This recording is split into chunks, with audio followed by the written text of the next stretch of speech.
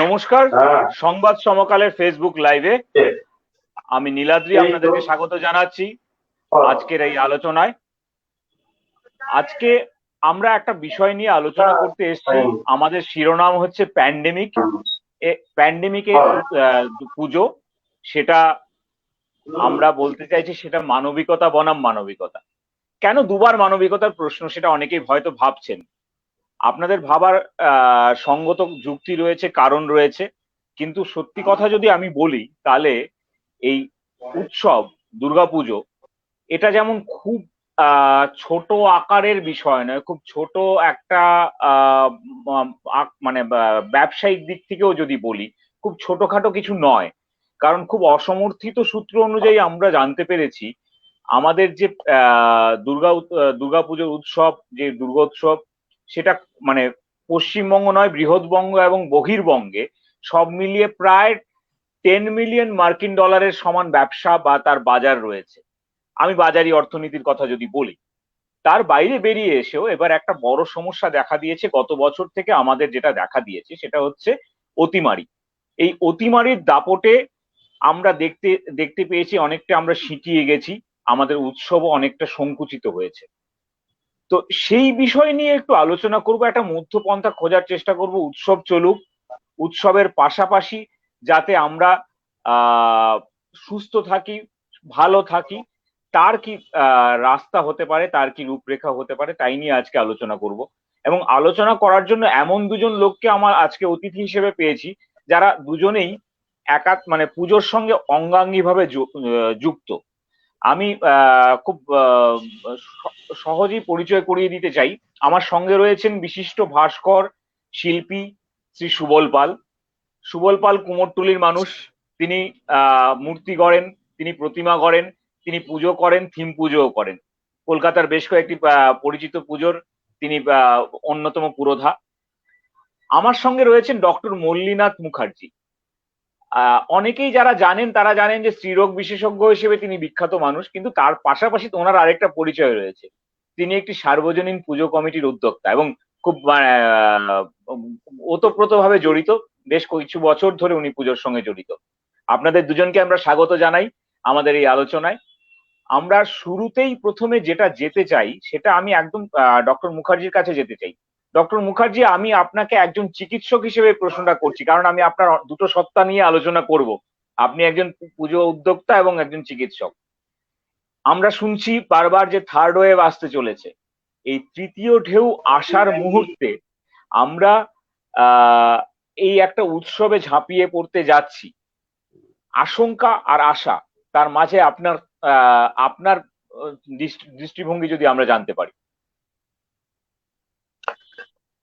নীলাদ্রি, প্রথমে যে কথাটা বলা সেটা হচ্ছে থার্ড ওয়েভ। এই থার্ড ওয়েভ বা সেকেন্ড ওয়েভ বা ওয়েভ, এইগুলো আমরা কিন্তু দেখেছি আমাদের পূর্ববর্তী যে অসুখ, যেটাকে আমরা সবসময় কম্পেয়ার করছি, সেটা হচ্ছে স্প্যানিশ ফ্লু। সেইটার সাথে যে সেখানেও first wave, second wave, third wave এসেছিল, ফোর্থ ওয়েভ এসেছিল, আস্তে আস্তে জিনিসটা ডাই ডাউন করে গেছে। তাই এই কোভিড বা করোনার ক্ষেত্রেও আমরা দেখেছি ফার্স্ট ওয়েভ, সেকেন্ড ওয়েভ। এবারে ফার্স্ট ওয়েভ মানে যখন এটা শুরু হয়েছিল, এবারে সেকেন্ড ওয়েভ যদি বলে যে কবে এলো এক্স্যাক্টলি আর কবে শেষ হলো, এরকম কিন্তু কোনো ফিক্স ডেট টাইম কেউ কিন্তু বলতে পারবে না। হ্যাঁ, মাঝখানে যখন শুরু হয়েছিল সেটা আমরা জানি, পৃথিবীতে সেটা শুরু হয়েছিল কোভিড-19, মানে 2019 এর ডিসেম্বরে এটা শুরু হয়েছিল। কিন্তু আমাদের ভারতবর্ষে যদি আমরা দেখি, এর প্রভাব কিন্তু মেনলি শুরু হয়েছে 2020 মার্চ এপ্রিলের পরে। তাই ওয়েভ হিসেবে যদি দেখি, তাহলে ভারতবর্ষের ফার্স্ট ওয়েভের এবং আমেরিকা বা চায়নার ফার্স্ট ওয়েভের কিন্তু তারতম্য আছে। তাই সেকেন্ড ওয়েভ কবে শুরু হলো, কবে শেষ হলো, থার্ড ওয়েভ আদৌ আসবে কিনা, এই কথা না ভেবে অ্যাকচুয়ালি চিকিৎসক মহল কিন্তু বারবার একটাই কথা বলবার চেষ্টা করছে যে এই করোনা কিন্তু থার্ড ওয়েভেই শেষ নয় বা ফোর্থ ওয়েভেই শেষ নয়। করোনা থাকবে, কোভিড-19 থাকবে। যেরকম আজকে এত বছর পরেও আমরা হঠাৎ হঠাৎ কাগজে দেখি যে সোয়াইন ফ্লু বা বার্ড ফ্লুতে 4 জন আক্রান্ত হয়েছে অমুক জায়গায় এবং এতগুলি মুরগি মারা গেছে বা একজন মানুষ মারা গেছে। তেমনি এই কোভিডও কিন্তু আগামী বেশ কয়েক বছর ধরেই আমাদের মধ্যে থাকবে এবং সেটা আস্তে আস্তে আস্তে আস্তে সেটা ডাই ডাউন করবে। অর্থাৎ তখন খবরের কাগজে হয়তো 1 বছর পর দেখা যাবে যে উত্তরপ্রদেশে কোনো একটা জায়গায় কোনো একটা গ্রামে 5 জন হঠাৎ করে করোনা আক্রান্ত হয়েছেন, এইরকম ধরনের খবর আসবে। তাই এরকম ভাবার কোনো কারণ নেই এবছরই আমাদের শেষ ওয়েভ, এইটাকে কোনোভাবে কাটিয়ে ফেলতে পারলেই আর কোনো ওয়েভ আসবে না, তারপরে যা ইচ্ছে তাই করবো, চারধারে খোলামেলা খুল্লা পুজো করব, ওসব ভাবার কোনো কারণ নেই। গত বছরও পুজো হয়েছে, এবছরও পুজো হচ্ছে এবং আগামী বছরগুলোতেও পুজো হবে। এবং এটা তো একটা দিক, এটা তো হচ্ছে একটা আমাদের চিকিৎসা সংক্রান্ত দিক। এবং উল্টো দিক থেকে যদি আমরা ভাবি যে গত বছরে যেভাবে পুজো হয়েছে এবারে তার থেকে আরেকটু বেশি পুজো হচ্ছে, তাই গত বছরে যারা যতটা বাজেটে পুজো করেছে এবারে তারা আরেকটু বাজেট বাড়িয়ে পুজো করছে, আগামী বছর তারা আরো বাজেট বাড়িয়ে পুজো করবে। তাই পুজো থাকবে, আবার মানুষের স্বাস্থ্য বা হেলথ সচেতনতা সেটাও থাকবে, দুটো নিয়ে আমাদের এগিয়ে যেতে হবে। এইখানে যেটা আমাদের মনে করিয়ে দিচ্ছি বা আমাদের দিচ্ছে অনেকেই, যে শাস্ত্রবিধি অর্থাৎ পুজো নিষ্ঠা নিয়ম সেটা যেরকম থাকবে, আবার স্বাস্থ্যবিধি অর্থাৎ হেলথ গাইড সেটাও থাকবে। এই শাস্ত্র এবং স্বাস্থ্য এই দুটোকে যখন আমরা পাশাপাশি নিয়ে চলতে পারবো সেটাই হবে কিন্তু একটা পরিমার্জিত চলন। সেই পরিমার্জিত চলনটা যাতে আমাদের আগামী দিনে থাকে সেইটা আমাদের ভালো করে দেখতে হবে।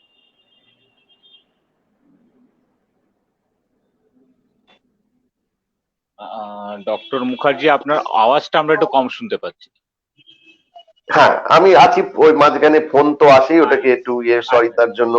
না তো না, ঠিক আছে। তাই আমরা আপনার এই জায়গা থেকে আমার একটা প্রশ্ন অন্য জায়গায় মাথায় ঘুরলো আর কি। সেটা হচ্ছে যে আমি সুবলদার কাছে একবার যেতে চাই।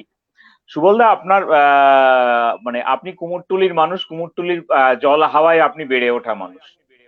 আপনার বাবা বিখ্যাত ভাস্কর ছিলেন, সবাই আমরা জানি। তো ঠিক সেই জায়গা থেকে আপনার কাছে আমার একটা জিনিস জানতে ইচ্ছে করে, সেটা হচ্ছে কুমোরটুলি শুধু নয়, এই দুর্গাপুজোকে ঘিরে বহু মানুষের রুটি রুজি সন্ধান হয় দুর্গাপুজো বা এই উৎসবকে ঘিরে।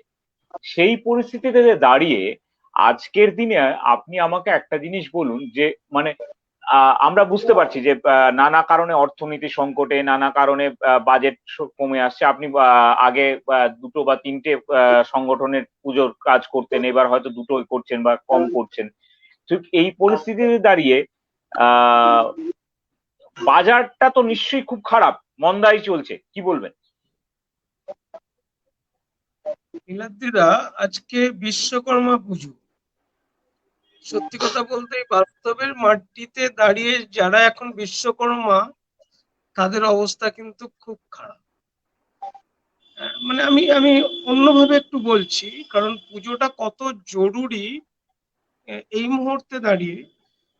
প্রত্যেক বছর আর্ট কলেজ থেকে কত ছেলে বেরোয়, তাদের কিন্তু ছবি বিক্রি নেই বাজারে। এই পুজোটা তাদের একটা 12 মাসের কাজের যোগান দেয়। আমাদের যেমন একটা দেয়, সেই সব ক্রিয়েটিভ ছেলেদের কাজের যোগানটা কিন্তু 12 মাসের এই পুজোটা দিয়ে থাকে। কারণ আমরা স্বাস্থ্য তো আর শাস্ত্র যেটা বললেন সেটা খুব জরুরি একসাথে নিয়ে চলা। কিন্তু এটাও আমরা দেখছি, মানে গতবারের পুজোটা আমরা করেছি, গত বছরে যা হোক একটু বড় আকারে কিন্তু শুরুটা হয়ে গেছে যে কোনো ভাবে। লাস্টে একটা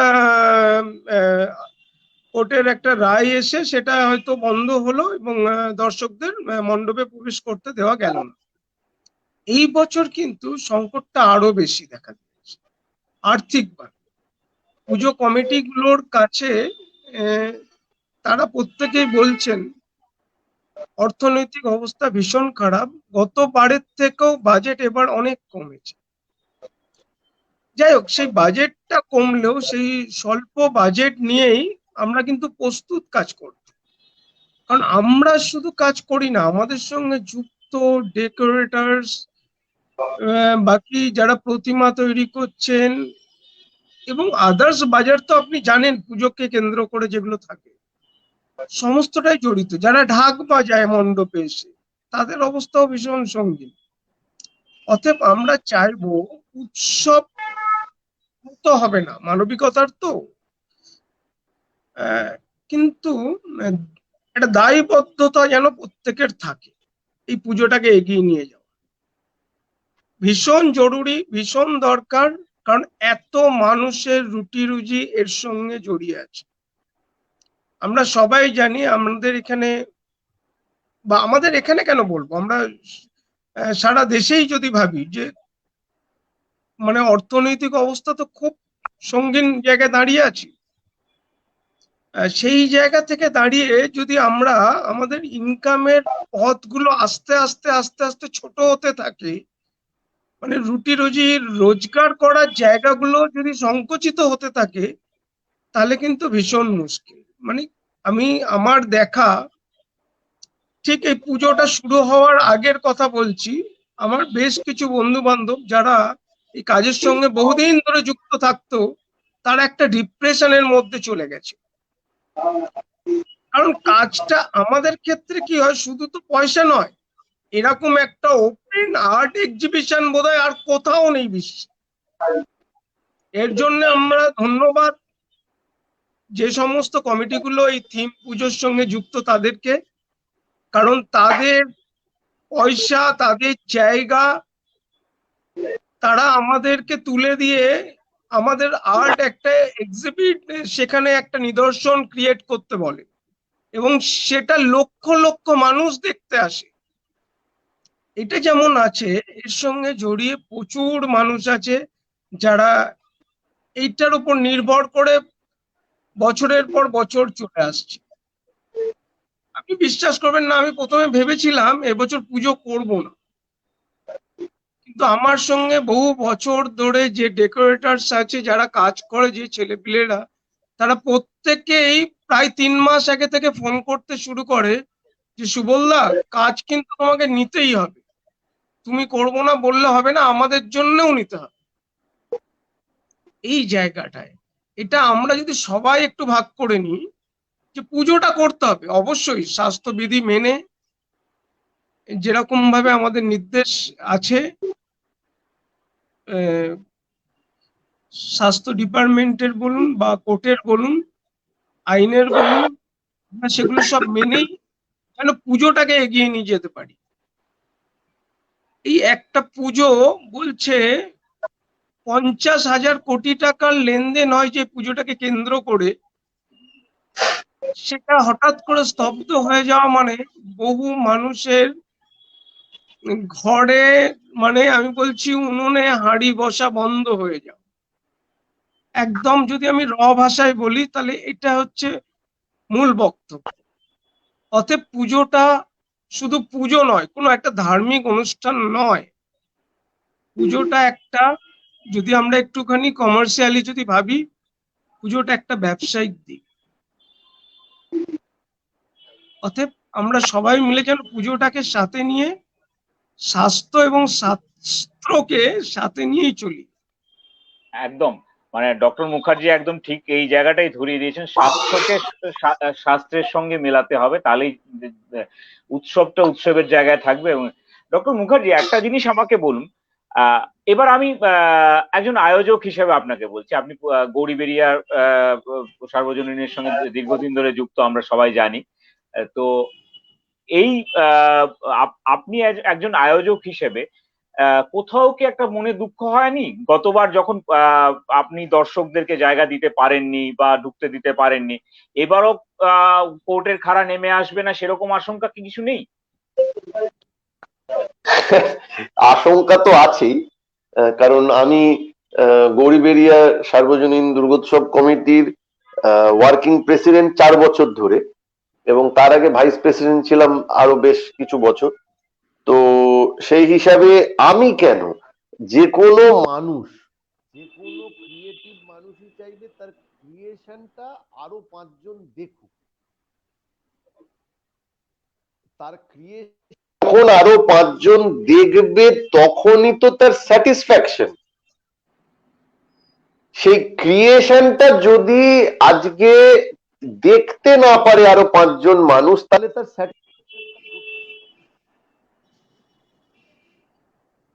স্যাটিসফ্যাকশনটা নেই, মনে দুঃখ। গত বছরে কোর্টের রায়ের জন্য লাস্ট মোমেন্টে দর্শকরা ঢুকতে পারেনি, অঞ্জলি দিতে পারেনি, সেই চণ্ডীপাঠ, সেই পুরুত মশাইয়ের দক্ষিণা কমে যাওয়া, সবকিছুই তার মধ্যে ছিল।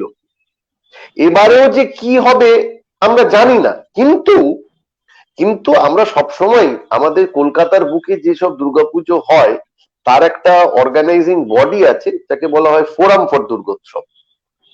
সেই ফোরাম ফর দুর্গোৎসবে কাঠামো আছে, তার ইয়ে আছে, প্রেসিডেন্ট আছে, তার সেক্রেটারি আছে, তার মেম্বার আছে, তাদেরকে দিয়ে আমাদের সমস্ত কিছু পরিচালনা হয়। তাই আমরা কিভাবে কাজ করব, প্যান্ডেল কতটা হবে, কতটা খালি রাখতে হবে, কতজন দর্শক একসাথে বসতে পারবে, এগুলো সমস্ত আমাদেরকে মেনে চলতে হয় এবং সেগুলো আমরা মেনে চলার চেষ্টা করি। এবং গত বছর আমরা দেখেছি যে গত বছর আমরা দেখেছিলাম পুলিশ পোস্টিং করে আমাদের কিছু কিছু বড় বড় পুজো কমিটিকে দেখিয়ে দেওয়া হয়েছিল যে আমরা সেটা মেনে চলছি কিনা। তো আমরা না মানার তো কিছু কারণ নেই, কারণ আমরা এখানে না মেনে কোনো কৃতিত্ব বা জুরি জারি তো নেই জাহির করবার। আমরা এমন কিছু করব না বা কোনো, আমার শুধু মনে হয় যে আমরা মানে কি, এখানে আমি সমস্ত পুজোর কর্মকর্তাদের হয়েই বলছি যে আমরা কেউই কোনো পুজো কমিটি এমন কিছু করবে না যাতে তারই পাড়ার আরো 5টা মানুষ বিপদে পড়ে। কাজে আমরা সবাই চাইবো যে কাজটা ভালো করে হোক, কাজটা সুন্দর করে হোক, মানুষ ভালোভাবে দেখুক। কিন্তু তবুও লাস্ট মোমেন্টে খাড়া নেমে এসেছিল, এবারে আসবে কিনা আমরা জানি না।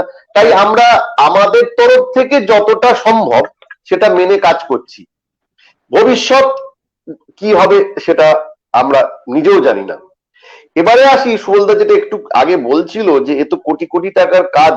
হ্যাঁ ঠিকই, এই যে বড় বড় পুজো হয় সেখানে পুজোটা, আমি নিশ্চয়ই, আমার বলবার দরকার নেই, সমস্ত মানুষই এটা বোঝে যে এই পুজোটা কারোর একজনের পকেটের টাকায় হয় না। এটা, হ্যাঁ, প্রেসিডেন্ট, ভাইস প্রেসিডেন্ট তারা যেরকম কিছু কিছু টাকা দেয়, তেমনি প্রচুর টাকা এই ওঠে হচ্ছে চাঁদা, অনুদান, অ্যাডভার্টাইজমেন্ট, এগুলো থেকে বিভিন্ন ব্যবসায়িক প্রতিষ্ঠান তারা দেয়। কিন্তু যেহেতু সমস্ত ব্যবসায়িক প্রতিষ্ঠানই এখন বন্ধ বা আধা বন্ধ বা লোকসানের মুখে, তাহলে কেউই দিতে চাইছে না, বলছে স্যার কোথা থেকে দেবো, দাদা কোথা থেকে দেবো। এবার ঠিকই কথা, তাদেরকেও তো জোরজার করা যায় না। এবার তাদের থেকে যখন টাকা আসা বন্ধ হয়ে যাচ্ছে চেন সিস্টেমে, আমরাও হাতে টাকা পাচ্ছি না, আমাদের বাজেট কমে যাচ্ছে।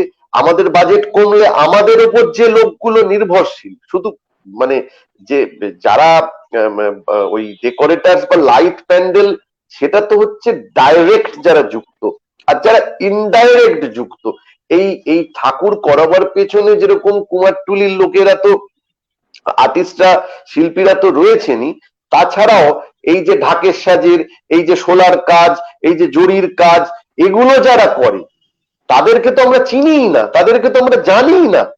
তারা তো সেই প্রত্যন্ত গ্রামে বসে এই কাজগুলো করে যাচ্ছে, হাতে কিছু টাকা পায় এবং সেটা দিয়েই তাদের সংসার চলে। ক্রিকেটাররা যেরকম সারা দিন বা সারা বছর 365 দিন ধরে তো ক্রিকেট খেলে না, সে খেলছে হয়তো অ্যাকচুয়ালি 365 দিনের মধ্যে 100 দিন, আর সেই 100 দিনের টাকাতেই তো তার 365 দিনের সংসার চলে। তেমনি এটা তো আরো প্রফেশনের ক্ষেত্রেও ট্রু। একটা গায়ক তো সারাদিন 365 দিনই গান গাইছে না, তেমনি একজন মৃৎশিল্পী, একজন জরি শিল্পী, একজন বাঁশের কাজ যে করছে, তো তারা এই পুজোর সময় বছরে একবার যে কাজটা করে সেইটা দিয়েই তাদের সারা বছরের সংসার চলে। তাই তাদের হাঁড়ি চড়বে না এটা বলাতে বা বোঝাতে খুব একটা আমার মনে হয় না যে খুব কঠিন কিছু আছে। আর আর আমরা তো চাই যে এই টাকাটা তো, যে টাকাটা অ্যাকচুয়ালি এবার বলা হবে যে তাহলে এই টাকাটা আমরা নষ্ট করছি। একটা পুজোতে 5 লাখ 10 লাখ 20 লাখ যাই বাজেট হোক, 50 লাখ, যে টাকাটা আমরা নষ্ট করছি, নয় ছয় করছি। না, নয় ছয় তো করছি না, টাকাটা প্রেসিডেন্টের পকেটেও যাচ্ছে না, বা কুমারটুলির মৃৎশিল্পীর পকেটেও 50 লাখ টাকা যাচ্ছে না। সেটা চেইন সিস্টেমে প্রত্যেকটা লোক তার প্রাপ্য টাকাটা পাচ্ছে। একটা গ্রুপ সাপ্লাই করছে, আমরা সেটাকে মিডিয়েট করে কনসলিডেট করে আবার আরেকটা গ্রুপের মধ্যে টাকাটা ছড়িয়ে দিচ্ছি। তাই এক্ষেত্রে এই পুজো কমিটির একটা দায়িত্ব কিন্তু ভীষণ বড়। এই পুজো কমিটি যদি হাত তুলে নেয় যে না আমি পুজো করব না, তাহলে ওই যারা টাকা সাপ্লাই করছিল আর যাদেরকে আমি কমিটির হয়ে টাকা সাপ্লাই করব, এই চেনটা তো ডিসরাপ্ট হয়ে যাবে। যে ব্যবসায়ী একটা অ্যাডের জন্য আমাকে 1 লাখ টাকা দিত, আর সেই 1 লাখ টাকা থেকে আমি হয়তো মৃৎশিল্পীকে 50, ডেকোরেটরকে 25, আলোকে 25 দিতাম, তো তাহলে দিতে পারবো না? তাহলে পুজো যদি আমি বন্ধ করে দিই তাহলে এরা পাবে না। আর সত্যি কথা, গতবারে বহু পুজো হয়নি, এবারে আরো কম পুজো হচ্ছে।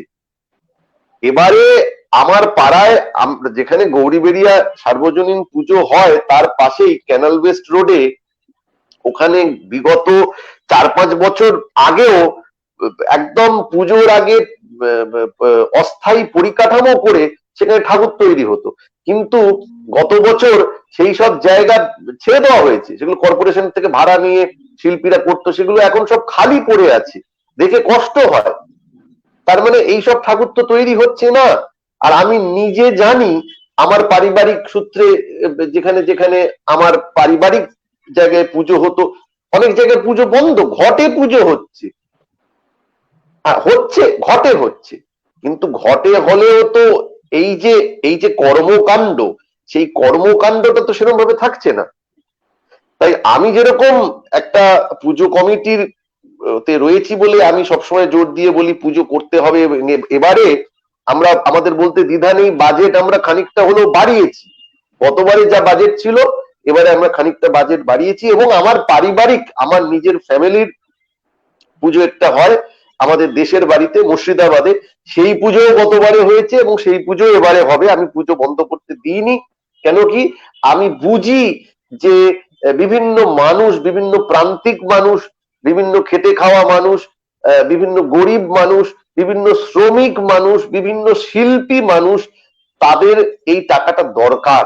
এই টাকাটা রোল করাতে হবে, যতটা কমই হোক।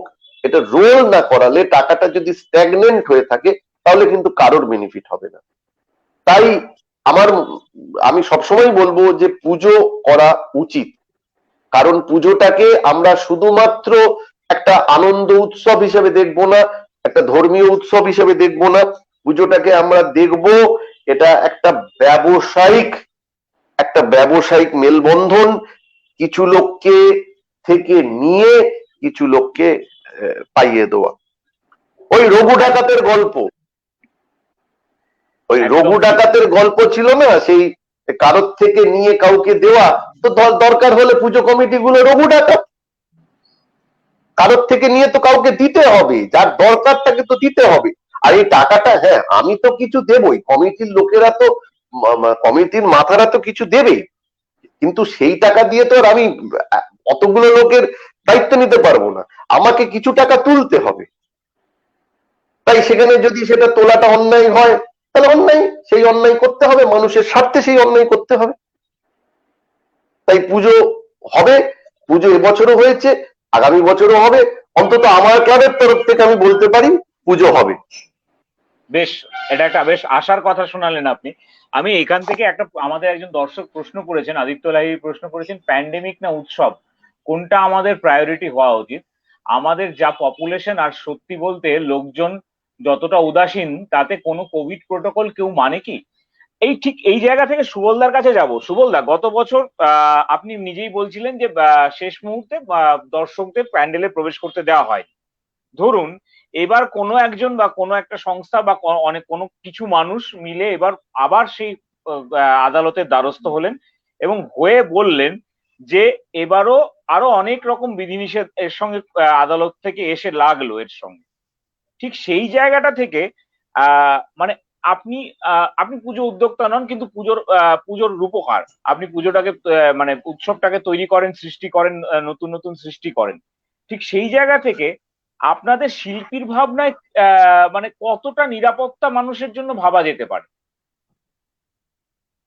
না, আমরা প্রথমে বলি, কারণ গতবারে আহ, সেই সিচুয়েশনটা থেকে আমরা প্রত্যেকেই, সেটা পুজো কমিটি হোক বা শিল্পীরা হোক, একটা শিক্ষা কিন্তু নিয়েছি যে আমরা এবারও ধরেই চলছি যে দর্শকদের মণ্ডপের ভেতরে প্রবেশ করতে দেওয়া যাবে না, এবং একসঙ্গে অনেক দর্শক মিলে ভিড় করে প্রতিমা বা মণ্ডপ দর্শন করবে, এটা করতে দেওয়া যাবে না। এটা হয়তো বিধিনিষেধ, এটা থাকবেই।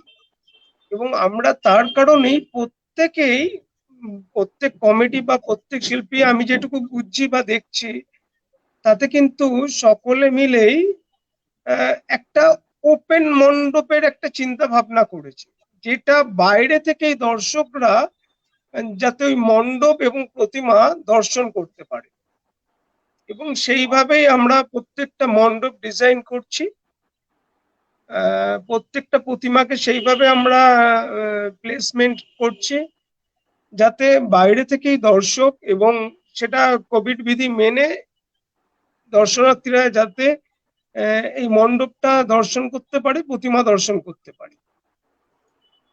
দেখুন, গতবার যেটা হয়েছিল সেটা আমাদের ক্ষেত্রে ভীষণ দুঃখকর ছিল, কারণ আমরা একটা চিন্তা করে তো মণ্ডপটা করেছিলাম যে মানুষ আসবে, এবং আমাদের কাছে কিন্তু আহ, এই যে একটা কাজ করে টাকা পাওয়া, এটা শুধু নয়, একটা কাজ করে তার স্বীকৃতি, এবং এত মানুষ এসে দেখবে এবং সেটা সম্বন্ধে কিছু বলবে, কিছু বুঝবে, কিছু জানবে, এটা আমাদের কাছে অনেক পাওয়া। সেইটা যখন গতবার বঞ্চিত হয়েছিল, আহ, মানে কি বলবো, পুজো প্রেমী বা পুজো পাগল মানুষেরা, তখন কিন্তু সত্যি খুব কষ্ট হয়েছিল সবার আর কি। শুধু আমার একার বলবো না, যারা আমরা এই দুর্গাপুজোর সঙ্গে জড়িত, সে কমিটি মেম্বার হতে পারে, সংগঠক হতে পারে, বা আমাদের মতন শিল্পীরা হতে পারে, কারিগরেরা হতে পারে, প্রত্যেকেই কিন্তু ভীষণ কষ্ট পেয়েছে। কারণ যদি এটা হওয়ারই ছিল, আমরা তো একদমই প্রথম থেকেও এটাও ভেবেছিলাম যে হয়তো কিছু নির্দেশ থাকবে যেগুলো আমরা মেনে চলবো, এবং সেইভাবেই আগে যে সমস্ত নির্দেশগুলো ফোরামের পক্ষ থেকে দেওয়া হয়েছিল সেগুলো মেনেই আমরা গতবারও মণ্ডপ করেছি। তারপরেও দেখলাম এরকম একটা সিচুয়েশন তৈরি হলো, যেখানে মণ্ডপের গেটে পুরো তালা লাগিয়ে দেওয়া। এবং আমার তো এখনো মনে আছে, কারণ আমি জগৎ মুখার্জি পার্কের মণ্ডপটা গতবার করেছিলাম, থিমটা, তা সেটা পুরোটাই বাইরে থেকে বন্ধ করে দেওয়ার জন্যে, মানে প্রতিমাটাও ঠিক মতন দর্শন করা সম্ভব হয়ে ওঠেনি সকলে। তাতে কষ্ট হয়েছিল ভীষণ ভাবে। তা আমরা তো কাজটা করি, আহ, এত বড় একটা আর্ট এক্সিবিশনে কাজ করছি, এত মানুষ দেখবে এই আশা নিয়ে কাজ করি। কিন্তু হ্যাঁ, যখন এরকম একটা সিচুয়েশন, প্রত্যেক দর্শনার্থীর কাছে আমাদের তরফ থেকে একটা নিবেদন তো থাকবেই, আবেদন থাকবেই, যে আপনারা মুখে মাস্ক লাগিয়ে, হ্যান্ড স্যানিটাইজারে ইউজ করে, কোভিড বিধি যা নিয়ম শৃঙ্খলা আছে সেইগুলো মেনে যেন মণ্ডপ দর্শন করতে বেরোন। এক জায়গায় অনেক ভিড়, এটা একদমই কেউ চাইছে না। আপনারা সকলে এতদিনে সেটা বুঝে গেছেন, আমরা বুঝেছি, কারণ আমি নিজে কোভিডে আক্রান্ত। একদম শুরুর দিকে আমি প্রায় 16 দিনের মতন হসপিটালাইজ ছিলাম, খুব সিরিয়াস ছিলাম। অথবা আমি জানি যে এই কোভিড অ্যাকচুয়ালি কি ধরনের একটা সাংঘাতিক দিক। মানে আমার এই কোভিডে, আমি বলছি এই সেকেন্ড ওয়েভ বলুন বা কোনো একটা ওয়েভ বলুন, আহ, এইবার আমার খুব ক্লোজ অনেক মানুষকে এই কোভিড কিন্তু আমাদের থেকে মানে ছিনিয়ে নিয়ে চলে গেছে। অতএব আমাদের সাবধান হওয়াটা ভীষণ দরকার। আমরা উৎসব না করে আমরা যদি এটা একটা দায়বদ্ধতার পুজো হিসাবে দেখি, তাহলে মনে হয় ভীষণ ভালো হয়। কারণ দায়বদ্ধতা এই জায়গায় বলছি আমরা, যে আড়ম্বর ব্যাপারটাকে হয়তো কমিয়ে দিলাম, আহ, তার সঙ্গে আমরা বাকি আরো আনুষঙ্গিক সামাজিক কাজকে যুক্ত করে যদি এই উৎসবটাকে পালন করি। একদম আপনি ঠিক বলেছেন, আড়ম্বর নয় এবং দায়বদ্ধতার কথা বলেছেন, এবং এই দায়বদ্ধতা থেকে মানে যেহেতু রুটি রুজির প্রশ্ন, আমাদের এই আদিত্যবাবুর আরেকটা প্রশ্ন আমরা দেখছি যেতে মানে বলছেন উনি উনি শেষ করেছেন যে মানে এরপরে না আবার মৃত্যু মিছিল দেখবো নাকি। তো মানে এই একটা আশঙ্কা ডক্টর মুখার্জি আমরা প্রায়ই দেখতে পাচ্ছি যে বলা হচ্ছে যে হয়তো পুজোর পরেই আবার নতুন করে লকডাউনের খাড়া নেমে আসবে, আমরা আবার বন্দি হয়ে যাব, বন্দি জীবন যাপন হবে। কিন্তু মানে যেহেতু এই মানবিকতার প্রশ্ন, দায়বদ্ধতার প্রশ্ন, যেটা সুবল পাল বললেন আমাদেরকে, যে এত এত মানুষ এই পুজোর সঙ্গে যুক্ত, এত এত মানুষের লাইভলিহুড এর সঙ্গে যুক্ত, সেই জায়গায় দাঁড়িয়ে হয়তো পুজোটা অবধি আমরা দাঁতে দাঁত চেপে বসে আছি, পুজোর পরেই হয়তো অন্যরকম চিত্র দেখবো, বা সংক্রমণ আরো বাড়তে থাকবে এবং আবার আরেকটা লকডাউনের মুখোমুখি হতে পারি। আপনার কি আশঙ্কা একজন চিকিৎসক হিসেবে? আমি তো এটা প্রথমেই এই পয়েন্টটাকে খুব ক্লিয়ার করে বলেছি, second wave, third wave, fourth wave বলে কিছু নেই। কোভিড আগামী 2 থেকে 3 বছর থাকবে। যেরকম আমরা কাজ করি টিউবারকুলোসিস নিয়ে, যেরকম আমরা কাজ করি HIV নিয়ে, যেরকম আমরা কাজ করি হেপাটাইটিস বি নিয়ে, সব ছোঁয়াচে মারণ রোগ, কিন্তু সমস্ত কাজও হচ্ছে, অপারেশনও হচ্ছে, মানুষও বেঁচে আছে, তেমনি কোভিডও সেরকম থাকবে। কোভিড চলে যাবে না। এই পুজোটা কোনোভাবে যদি বন্ধ করে দেওয়া যায়, সামনের বছরে আমার একদম দুর্দান্ত ভাবে নতুন ভাবে পুজো করবে এরকম ভাবার কোনো কারণ নেই। আর আমি যেটা আবার বলছি, যে আমাদের কোভিড বলতে, কোভিডের যদি আমি ভাবি যে পুজো করব না, ঠিক আছে, তাহলে আমরা যে দৈনিক যে চিত্র দেখছি, দৈনিক টিভিতে, খবরের কাগজে, যে মানুষ মাস্ক ছাড়া হেঁটে যাচ্ছে, গল্প করছে, মানে জড়াজড়ি করছে, গলাগলি করছে, খুব ভালো কথা, তাহলে সেগুলো কি? তাহলে আমরা অন্য লোককে কিছু বলবার আগে আগে তো নিজে, আমি দেশ সংশোধন করতে চলেছি, আমি দেশ সুধারতে চলেছি, কিন্তু নিজে আমি শুধরাবো না, একই কথা। আগে তো আমাকে শুধরোতে হবে। আমি মাস্ক পরি, আমি স্যানিটাইজ করি, আমি সেফ ডিস্টেন্স মেনটেন করি, তখনই তো আমি 5 জনকে বলবো যে হ্যাঁ ভাই আমি করছি, ও করছে, তুমিও করো। কিন্তু আমি নিজেই মানছি না, শুধু পুজোটাকে বন্ধ করে দাও। আরে পুজোটাকে বন্ধ করে ওই লোকগুলো খাবে কি? তার কে ব্যবস্থা করবে? তাদের না আছে সরকারি সাহায্য, না আছে বেসরকারি সাহায্য, তারা যাবেটা কোথায়? আর এখানে একটা কথা ঠিকই আজ তবু বলেছেন, যে যদি ওই পয়সাটা আমরা হসপিটালে বা হেলথ সেক্টর উন্নয়নের কাজে ব্যবহার করতাম, গ্রামে গঞ্জে ব্যবহার করতাম, তাহলে কেমন হতো? হ্যাঁ ঠিক আছে, কথাটা ঠিক, একদম যে ভুল তা নয়, কিন্তু গভর্নমেন্ট তো প্রত্যেকটা শহরে, মফস্বল শহরে এবং তার থেকেও ছোট জায়গায় আমাদের তো health centre, sub divisional hospital, district hospital, সেগুলো তো চালু হয়েছে। এই এই এই কবছরে প্রচুর মেডিকেল কলেজ চালু হয়েছে, প্রচুর প্রাইভেট হসপিটাল এবং semi private hospital, government hospital চালু হয়েছে। আজকে মেদিনীপুরে চালু হয়েছে, আজকে বাঁকুড়ায় চালু হয়েছে, আজকে আমাদের সুন্দরবন অঞ্চলে চালু হচ্ছে, মালদাতে চালু হচ্ছে। পরিকাঠামো তো সব দিক থেকে হচ্ছে, চালু করা হচ্ছে। আরো যদি আমরা সবাই মিলে ঝাঁপিয়ে পড়ি, এমন কিছু করে ফেলা উচিত নয় যেগুলো ভবিষ্যতে সম্পূর্ণ নষ্ট হয়ে যাবে, সেই পরিকাঠামোগুলোর কোনো ব্যবহার হবে না। তাই আমার মনে হয় যেটা আছে সেটা যথেষ্ট। তার সাথে আমরা ভ্যাকসিনেশন নেওয়াটার উপর একটু জোর দিই, তার সাথে আমরা নিজেরা প্রোটোকলটা মেনে চলবার উপর জোর দিই, আর প্রান্তিক মানুষগুলোর কথা কিছু ভাবতে হবে। কারণ মনে রাখতে হবে, সকলের তরে সকলে আমরা, প্রত্যেকে আমরা পরের তরে। তাই আমি যদি ভাবি যে আমার আখেরটি গুছিয়ে নিয়ে আমি বেশ খাবো দাবো ঘরে বসে থাকবো, তাহলে কিন্তু একদিন আসবেই যেদিন আমি আর আখের গোছাতে পারবো না।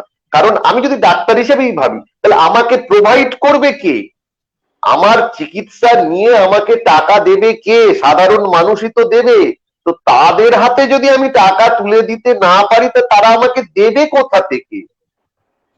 তো তাদের হাতে যদি আমাকে টাকা তুলে দিতে হয়, তাহলে আমাকে টাকাটা রোল করাতে হবে। আমাকে সেই টাকাটা ব্যাংকে ফেলে রেখে কোনো লাভ নেই। সেই পুঁজিটা 5 টাকা 5 টাকা 5 টাকা করে হলেও সবার হাত দিয়ে সেটা রোল করাতে হবে। আর সেটা যখন রোল করতে শুরু করবে, তখনই কিন্তু সোসাইটিটাও রোল করতে শুরু করবে, বিজনেসটা রোল করতে শুরু করবে, প্রত্যেকটা মানুষের হাতে টাকা আসবে। তাই আমাদের পুজো কমিটি গুলোকে একটা ফিনান্সিয়াল ইনস্ট্রুমেন্ট হিসেবে দেখা উচিত।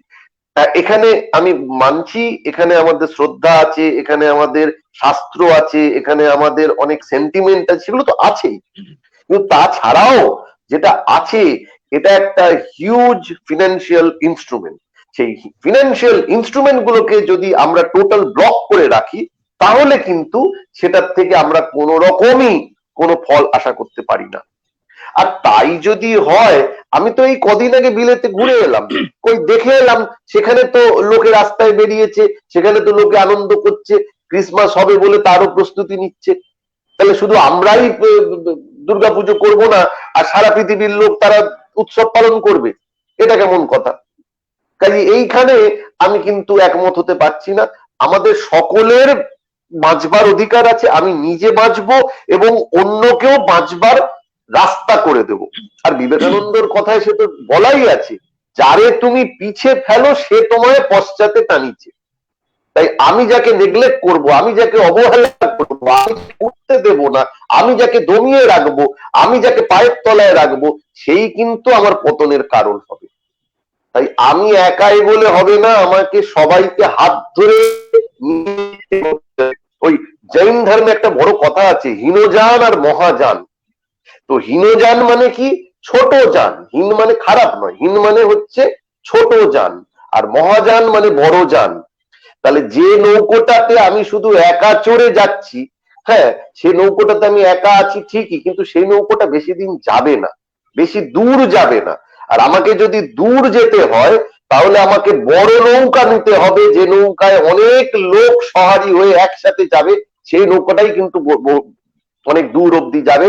তাই সেই মহাযান নীতিতে আমাদের ভাবতে হবে, হীনযান নীতি নয়, একার জন্য নয়, সবার জন্য ভাবতে হবে। আপনি খুব ভালো কথা বলেছেন যে সেই নৌকোটা ওঠার কথা বলেছেন, কিন্তু মানে যে আশঙ্কাটা আমি আদিত্যবাবুর প্রশ্নও পেলাম বা অন্য জায়গায়ও পেলাম, মানে শেষ পর্যন্ত যদি এইভাবে মানে আমরা নিজেরা সচেতন না হই, তাহলে নোয়ার নৌকাটা থাকবে তো আমাদের বেঁচে পালাবার জন্য। সেই সেই জায়গা থেকে নৌকো যদি ডোবে, তাহলে সে নৌকাতে তো আমিও থাকবো। আমি তো সেই নৌকাতে উঠেই কথা বলছি, আমি তো আর নৌকোর পাড়ে বসে তো লেকচার দিচ্ছি না।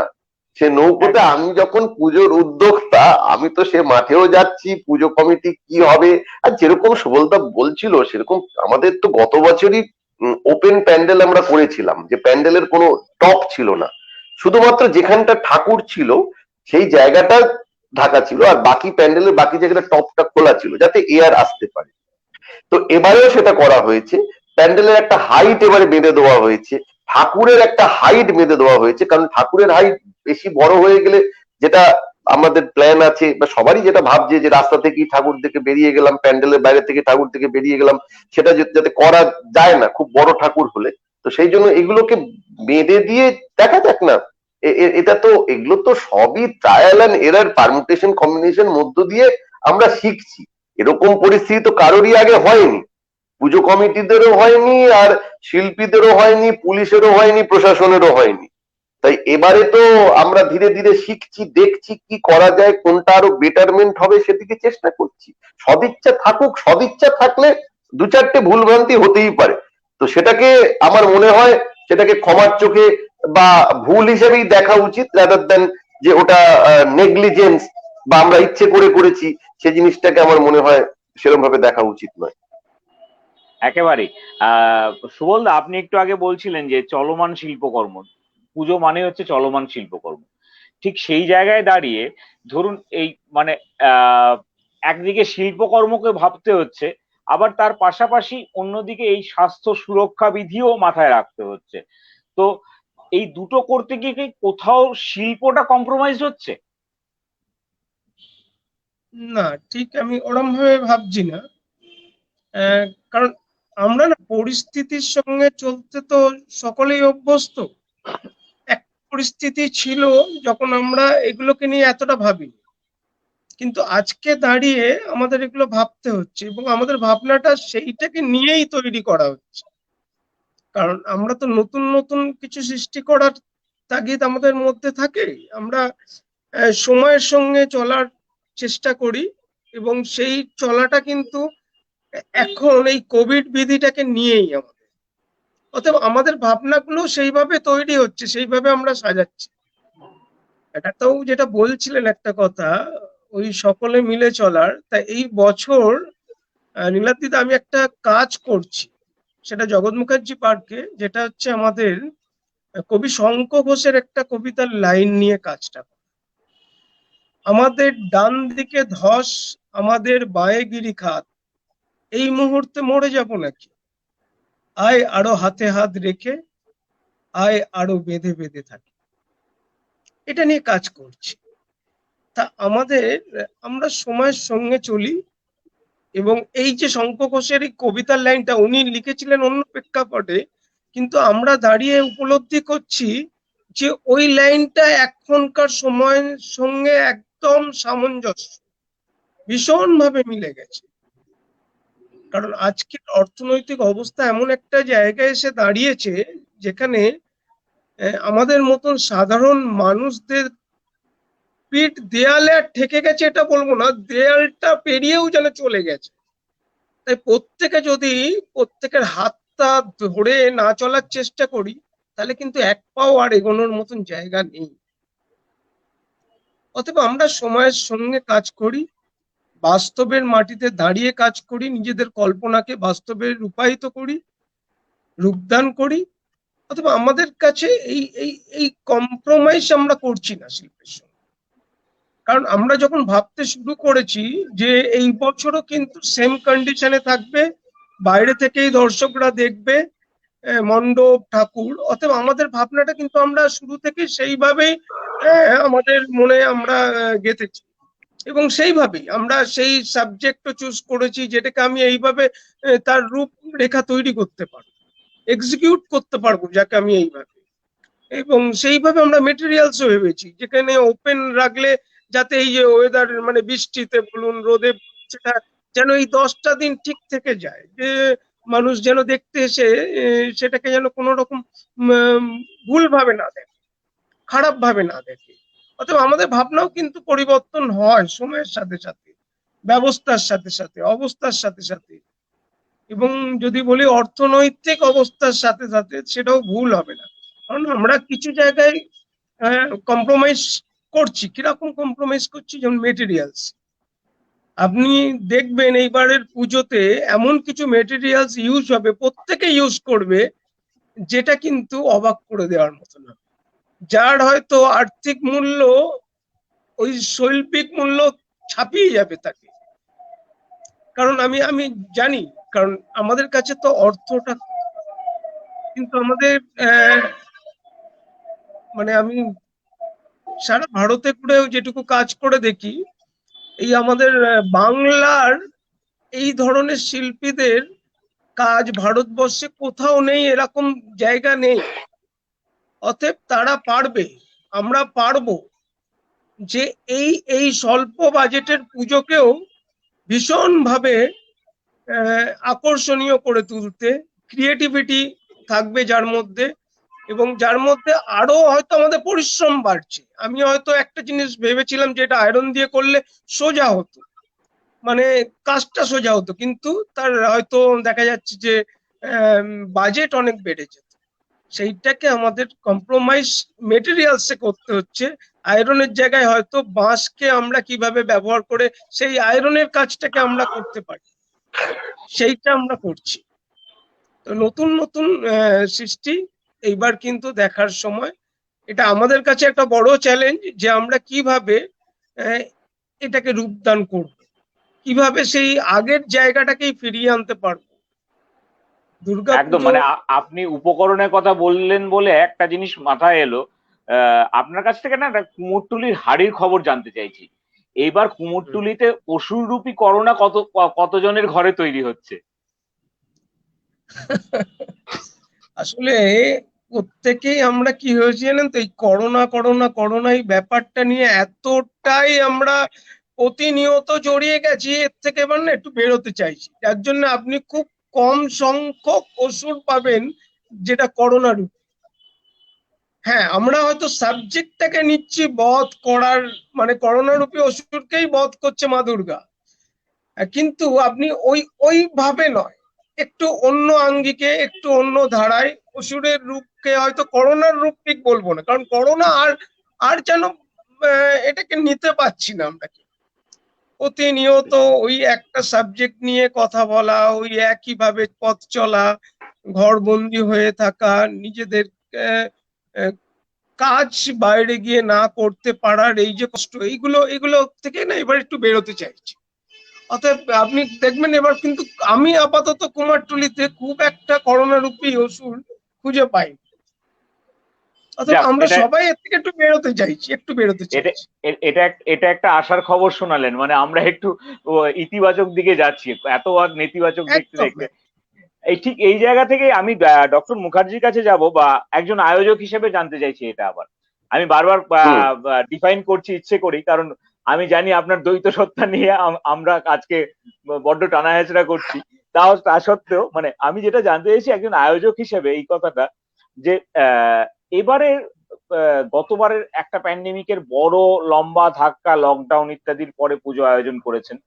এবারও খুব অল্প সময় হলো একটা লকডাউন হয়েছিল, এবং তার সঙ্গে এখনো বিধিনিষেধ চলছে। ব্যবসা পত্র সবকিছুতেই একটা আর্থিক মন্দা চলছে বিভিন্ন দিক থেকে। সেই পরিস্থিতিতে একজন আয়োজক হিসেবে মানে অর্থ সংস্থানের ক্ষেত্রে কি দাঁড়িয়ে মানে কোন জায়গায় দাঁড়িয়ে আছেন এখন আপনারা? খুব চাপ, ভয়ঙ্কর চাপ। যদিও বললাম যে এবারে বাজেট একটু বাড়িয়েছি, তবে খুব চাপ। মানে যে যে ব্যবসায়ীর কাছ থেকে, আমি একটা এক্সাম্পল হিসেবে বলছি, না, যাদের কাছে আগে আমরা আমি একটু আপনাকে থামিয়ে জানতে চাইছি, বাড়িয়েছেন মানে কত শতাংশ বেড়েছে গতবারের থেকে? আহ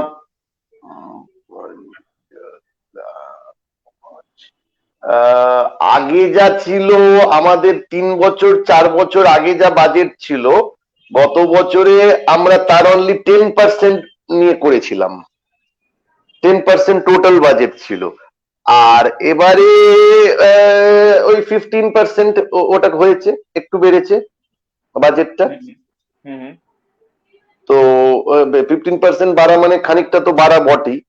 তো গতবারেও আমরা যেটা দেখেছি, যে গতবারে অ্যাকচুয়ালি যেটা আমি বলছিলাম, যে একটা ফিনান্সিয়াল ইয়ার তো হচ্ছে মার্চ থেকে আরেকটা মার্চ অব্দি, বা এপ্রিল থেকে মার্চ অব্দি।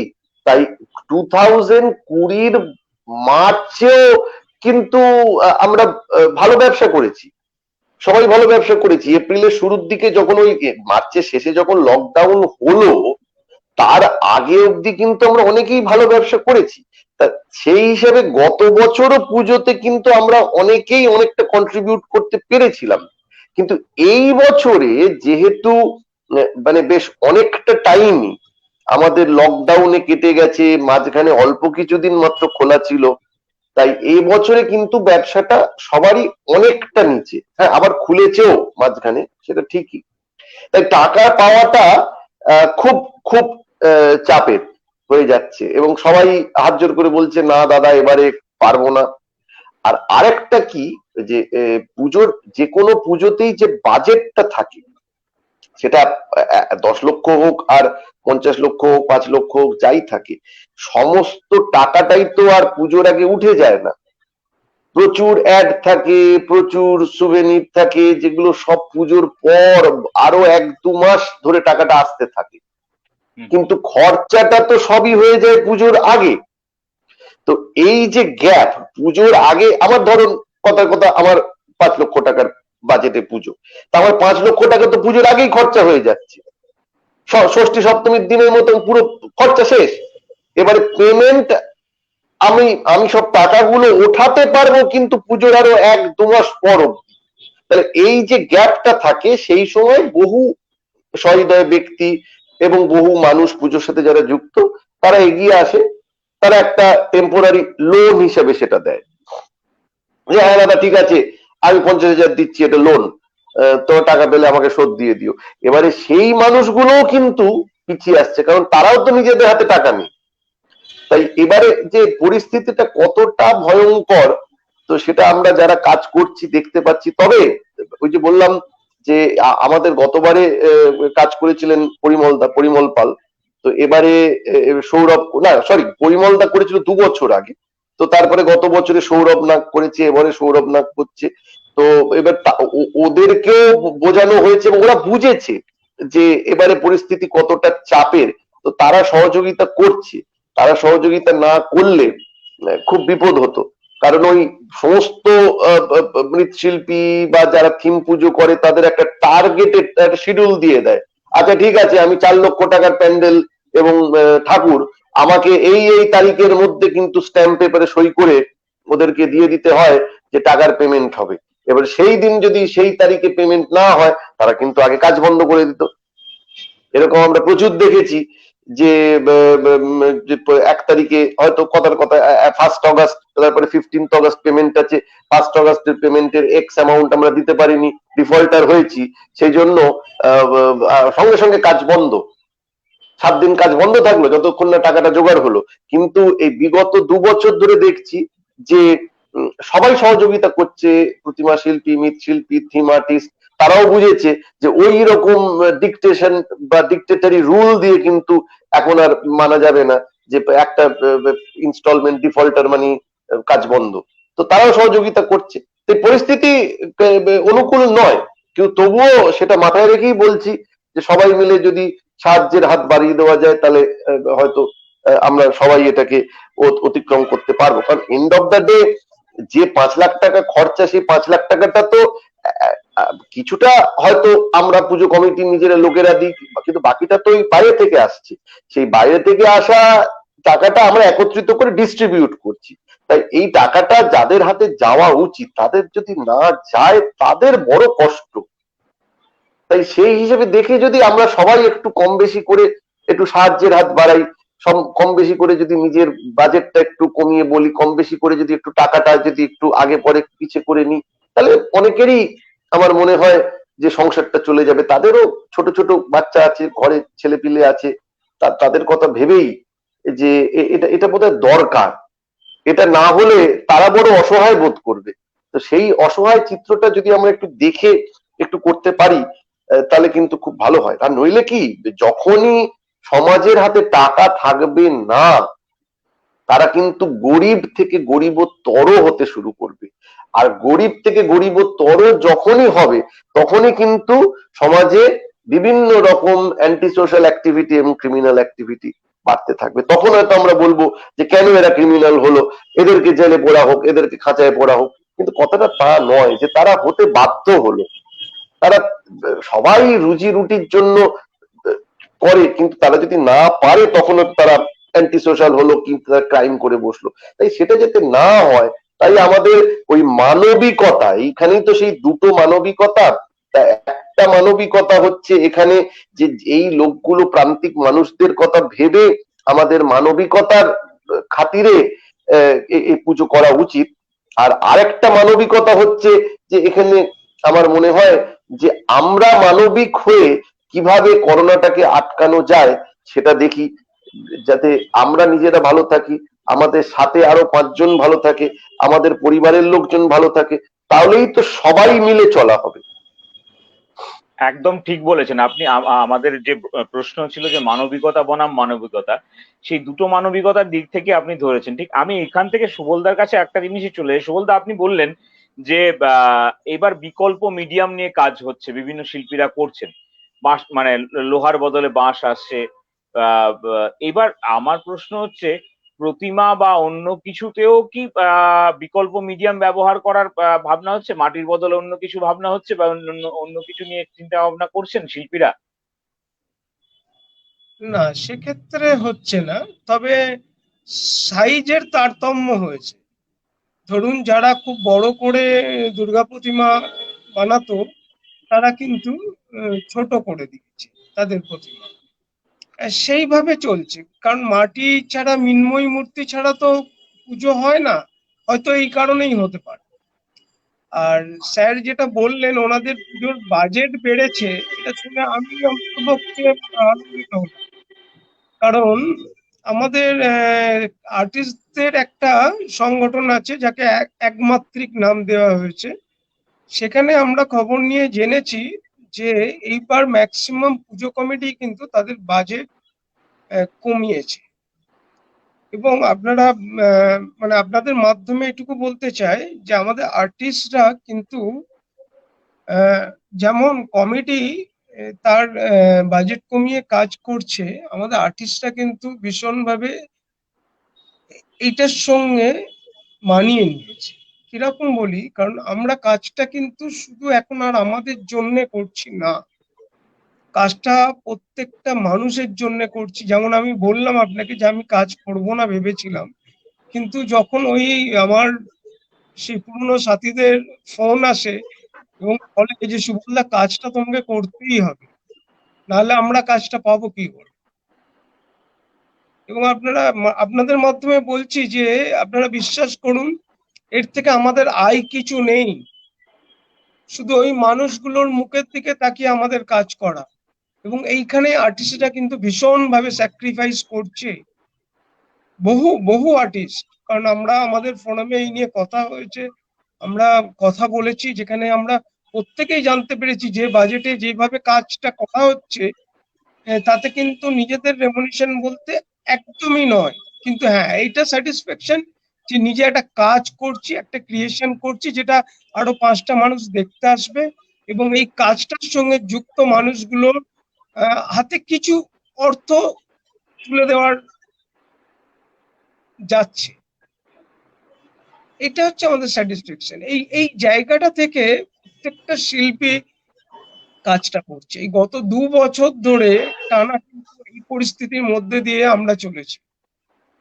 গতবারও আমরা অনেক কম বাজেটে কিছু কাজ করার চেষ্টা করেছি, যাতে মানুষগুলো সবাই কাজ পায়, আমরাও যাতে আমাদের নিজেদের কিছু কাজ করে দেখানোর সুযোগ পায়। সেটা এবছরও চলছে, জানি না এইভাবে কতদিন চলতে, তবে সেই কারণেই বলছি প্রত্যেকে হাতে হাত ধরে চলাটা ভীষণ জরুরি, ভীষণ দরকার।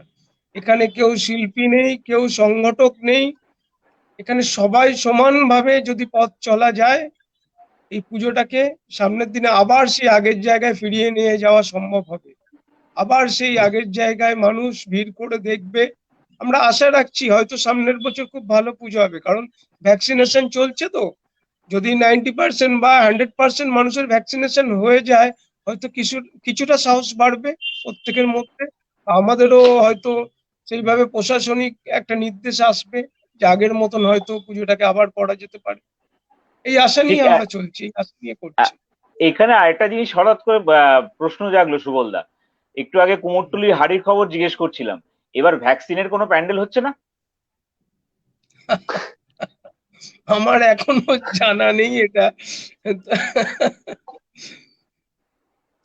বলতে পারছি না। এটা এটা হলে ভালোই হতো। যদি এরকম হয়, যদি এটা যদি আগে আপনার থেকে শুনতাম, হয়তো আমি একটা বানানোর চেষ্টা করতাম, প্যান্ডেলের ঠাকুর দর্শন করতে আসা শুধু এই জন্যই যে ভ্যাকসিনটা তাকে দেওয়া যাবে। বাহ, ভালো ভালো ভীষণ ভালো, idea। ভালো আর কি ঠিক আপনার এটা। আপনি আমার পরের প্রশ্নটাই ধরিয়ে দিয়েছেন। আমি ঠিক এই জায়গা থেকেই বলছি, মানে যেটা হয়েছিল ডক্টর মুখার্জি, আমরা গতবার দেখেছিলাম বেশ কিছু প্যান্ডেলে স্যানিটাইজার রাখা হচ্ছিল, স্যানিটাইজার টানেল করা হয়েছিল, যদিও পরে স্যানিটাইজার টানেল নিয়ে অনেক টানাপোড়েন হয়েছে, সেটা কতটা সঠিক এই নিয়ে বিতর্ক আছে। তারপরে ইত্যাদি চলছিল। এইবার এমন কি হতে পারে যে কোনো কোনো কোনো আয়োজক হয়তো ভাবছেন যে ভাই যারা ভ্যাকসিনের একটা ডোজও পায়নি নানা টানা পড়েনে, তাদেরকে এলে আমরা ভ্যাকসিনও দিয়ে দিতে পারি প্যান্ডেলে? হ্যাঁ, হতেই পারে, না হওয়ার কিছু নেই। এবারে আমাদের ক্লাবের তরফ থেকে এরকম কিছু আমরা ভাবিনি, কারণ এখন হচ্ছে যে বেসরকারি উদ্যোগে ভ্যাকসিন দেওয়াতে নানা রকম প্রশ্ন উঠেছিল মাঝখানে মিডিয়াতে, তাই এই ওই এই জিনিসগুলোতে অনেকেই একটু পিছিয়ে যাচ্ছে। তবে এরকম যদি করা যায় যে যারা একদমই ভ্যাকসিন কিছু নেয়নি তাদেরকে যদি ধরে এক শট করে দিয়ে দেওয়া যায়, এবং সেটা যদি একটু সরকারের সাথে পুজো কমিটি গুলো একটু বা একটু যদি আমরা কোঅর্ডিনেট একটা করে কথা একটু চলতে পারি। বলতে চাইছি স্যার, হ্যাঁ কারণ হ্যাঁ আপনাদের হ্যাঁ, বলুন পুজো বলুন। কমিটি, একটা পুজো কমিটি আমাদের কুমারটুলির শিল্পীদের জন্য ভ্যাকসিনের আয়োজন করেছিল এবং সেটা সেকেন্ড ডোজ পর্যন্ত কমপ্লিট করিয়েছে এখানকার কারিগর শিল্পীদের প্রত্যেকের। এটা বাহ, ভেরি আপনাদের গুড। তরফ থেকে সাধুবাদ হচ্ছে জানাই। এবং এর জন্য ধন্যবাদ। হুম, থ্যাংক ইউ।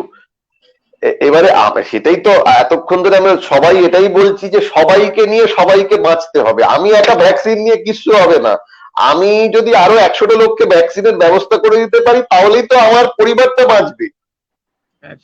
তাই করতে হবে। আর ওই ওই আরেকটা কথা বলছিলেন, ওটাতে একটা একটা প্রবাদ মনে পড়লো, necessity is the mother of invention.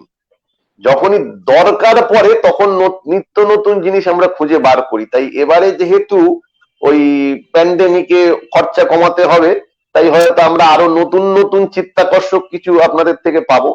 এবং যেরকম আমি বিলেতে পুজোতে বহুবার থেকেছি, দেখেছি, এবং ওখানেও আমি পুজোর সাথে খুব অঙ্গাঙ্গি ভাবে জড়িত ছিলাম লন্ডনে। তাই সেখানে দেখেছি সমস্ত ঠাকুর কিন্তু মাটির নয়।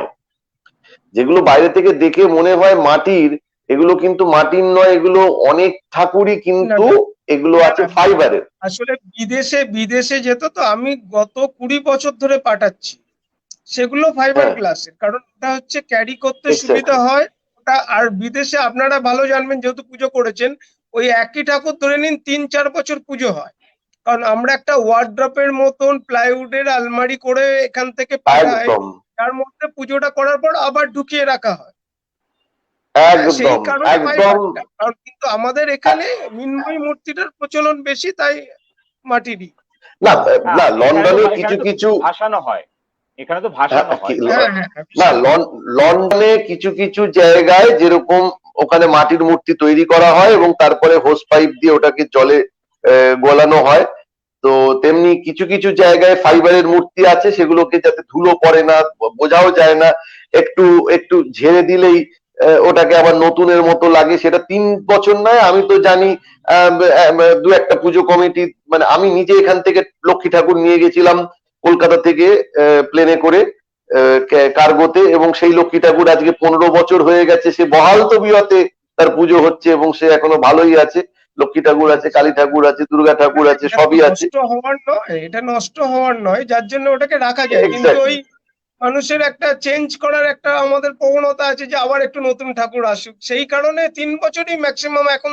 কারণ আমি এবছরও প্রায় 8খানা পাঠিয়েছি এই এই সময় দাঁড়িয়েও, তাতে হ্যাঁ, ওই একটা 3 বছর থেকে 4 বছরই রাখে আমি দেখলাম। আমি একবার তো আপনাদের ওই লন্ডনে ঠাকুর সাজানোর জন্য এখান থেকে লোকও পাঠিয়েছিলাম গহনা এবং কাপড় দিয়ে, কারণ আমারই তৈরি একদম করা ঠাকুর একদম ওখানে ছিল, সেটা সাজানোর জন্য লোক পাঠিয়েছিলাম।